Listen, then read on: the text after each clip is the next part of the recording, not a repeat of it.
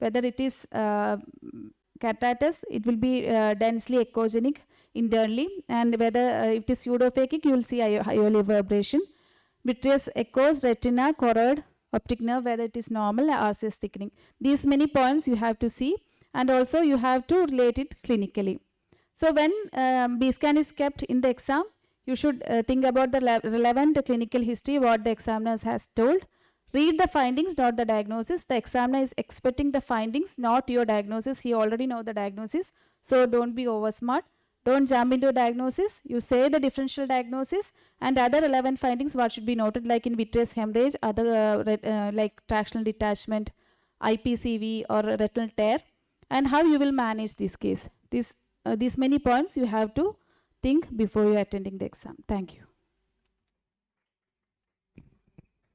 Thank you, Dr. Hema, for that extensive talk. Next, we have Dr. Raki De Cruz talking about corneal topography. Over to you, Dr. Raki. Good morning, everyone. Dr. Raki. So, I'll be talking on corneal topography. Corneal topography, as you know, is a very vast topic. It cannot be covered even in 1 hour. So, I'll just brush through the main points and help you with how to read in your exams. So the history, this was started by Father Christopher Scheiner, who is a Jesuit priest. What he did was he tried to equate the reflections of a window pane on the surface of the cornea to that on a glass sphere of a non-curvature, thus getting a rough idea of the corneal curvature. This paved the way to the keratometer, which is based on the principle that the radius of curvature of the convex surface is directly proportional to that image that is formed by it. So the current topographers, what we are having is based on elevation based, and they are based on 3 main principles. So one is a slit scanning method, in which is the OBSCAN. Then comes to the Scheimpflug principle, in which runs the Pentacam, Ocalizer and Galili, and then the high resolution ASOCT one, which is the Visande. So what is the Scheimpflug principle? So whenever we are taking a photo with a camera, the film plane, the lens plane and the copy plane, they are all parallel to each other. So this helps you get a good quality image. But if you change the lens plane in such a way that they are not parallel to each other, the point of intersection of these 3 planes produces an image which is of very good quality and with very good depth of focus. So essentially, in a Scheimpflug imaging system, there is a camera which rotates 360 degree around the cornea, and it also has a blue light of nearly 470 nanometer to illuminate the cornea, and it takes around 50 scans in 2 seconds. A total of 25,000 elevation points are taken. Another important thing which you need to know is that all the data which is there in the corneal topography is color coded. So when it comes to green, it's normal. If it goes to the cooler color, that is blue, something is low, something is posterior, something is flat, or something is very thick. If it is coming to the yellow-red range, something is high, something is positive, something is very steep, or something has a high power, or some surface is very thin. So this is a OBSCAN map. It is a chord map. Chord map means there is 4 maps within that. So the upper left is the anterior float, upper right is the posterior elevation map, upper down, the lower down left side is the curvatural map, and lower right side is the thickness map. So this is how a OBSCAN printout will look like. Most of the previous hospitals has the OBSCAN only, but the newest, the technological hospitals have the Pentacam. So mostly you will be given this printout only and asked to say how what is there in that. So in the middle you can see there is something which has so many values are written in that. So that gives the SIM-K astigmatism. Here you can see like here you have the SIM-K astigmatism, which gives a total astigmatism. Then there is the K values, K1 and K2. Then you have few values for the 3 millimeter zone and 5 millimeter zone. What you want to remember is, you can see something like this here, no? Irregular in the 3 millimeter zone. So that irregularity in the 3 millimeter zone, if that value is greater than 1.5 diopters, this scan is abnormal. Similarly, in the 5 millimeter zone, If the irregularity value in the is more than 2.5 diopters, that is abnormal. So in the 3 mm zone, if it is greater than 1.5, and in the 5 mm zone, if it is greater than 2.5, it is abnormal. And it also gives the thinnest Paki which is there in that scan. So what are the clinical applications? This is mainly used in refractive surgery patients and in following up of ectatic disorders, keratoplasty, in contact lens fitting, and for ICL planning. So before reading the map, you have to identify the color scale. Sometimes it will be an absolute scale.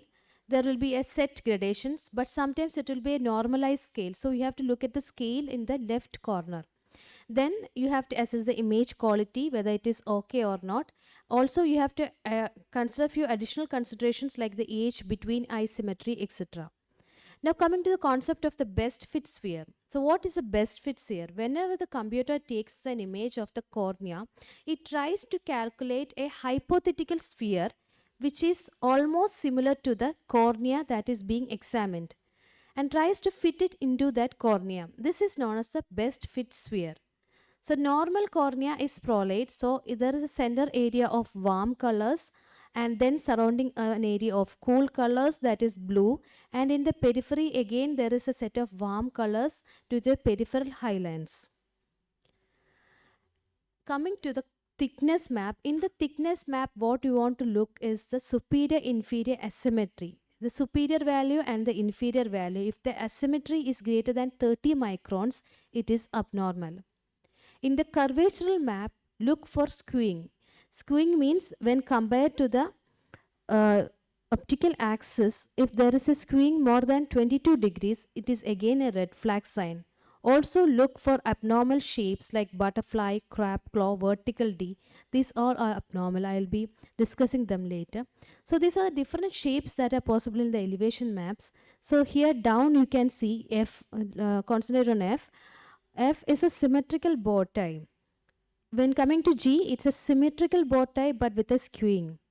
H is a symmetrical bow tie with inferior steepening. I is the one with superior steepening. And J is the one with an inferior steepening and also a skewing. So the difference in Pentacam. Pentacam is like a 5-in-1 innovation. It has a Scheimpflug camera. It has a 3D anterior chamber analysis, pachymetry, topography, and even a cataract analyzer. The main difference is that there is a rotating Scheimpflug camera. Along with that, there is a static camera also. So this is how you get the map of a Pentacam. You have a chord map similar to the OBSCAN itself. Then in the left hand side, you have a set values. So first you have to check the quality of the scan. So the quality is given here. Can you see here? QS. The quality has to be okay. If it is in the color red or if it is in the color yellow, then the quality is not okay and you are supposed not to read that scan. Then look for the K1, K2 values. K1 is the flat meridian. K2 is the steep meridian. So if this value is greater than 47.2, that is abnormal. Then there is a K mean. Similarly, there is a corneal front elevation data and a corneal back elevation data also. Then there is something called as a K max, which is given down to this.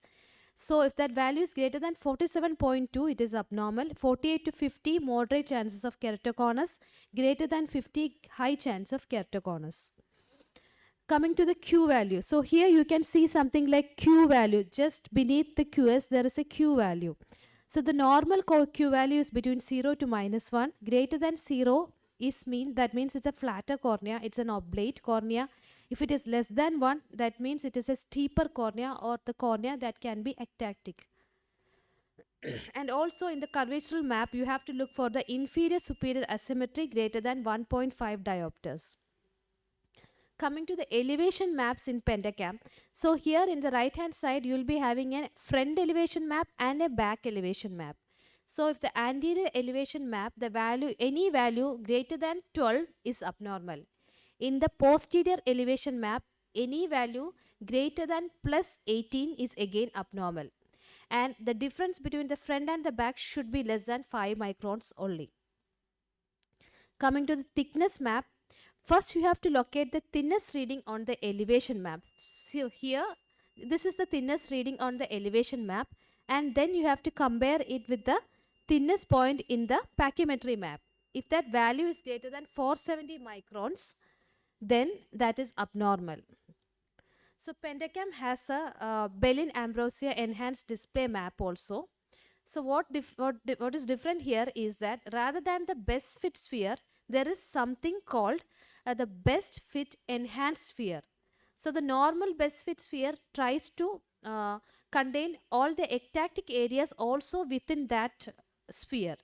But what if there is a keratoconus and there is a projection? So here comes the role of the best fit enhanced sphere, in which it tries to exclude the 4 mm area around the region of ectasia. So that is a best fit enhanced sphere. So this is how the printout comes. Look at this side. So here, this is the value which is given by the best fit sphere, and down these two are the values given by the best fit enhanced sphere. So finally, subtracting these two, here you get the final map. So if everything comes in green, it is normal. Something in yellow or red like this means that is abnormal and there is chance of thinning. Coming to the graph which is there in the Pentacam. So this is a thickness profile gap. There is two values in that, the corneal thickness spatial profile and the percentage thickness profile.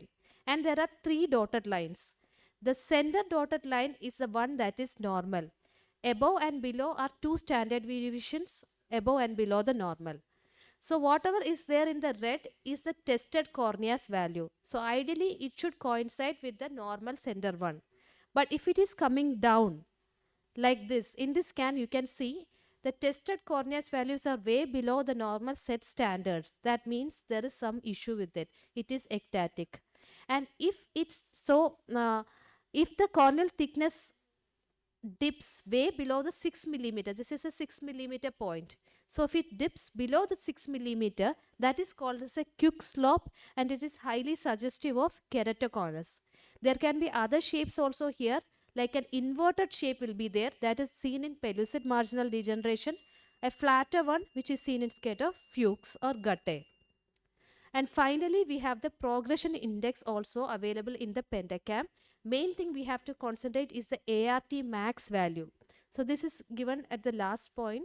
So if the ART max value, if it is less than 400 micrometer, that also means there is a high risk of ectasia. So let me just discuss one or two slides on keratoconus. So this is a slide of OpScan of keratoconus. So when you are trying to read this, you have to say first the quality is okay. Since astigmatism is around 2.6 diopters, and coming to the K values, you can see this value is greater than 47.2. So there can be this value is suspicious of a chance of keratoconus. And now coming to the curvature map, you can see that there is a asymmetric bow tie is there with an inferior steepening. So this can be a case of keratoconus. Similarly, there is a next case where there is much more skewing. Skewing is there, which is greater than 22 diopters. So this is a definite case of keratoconus. And then there is asymmetric bow tie with inferior flattening. These all are cases of keratoconus.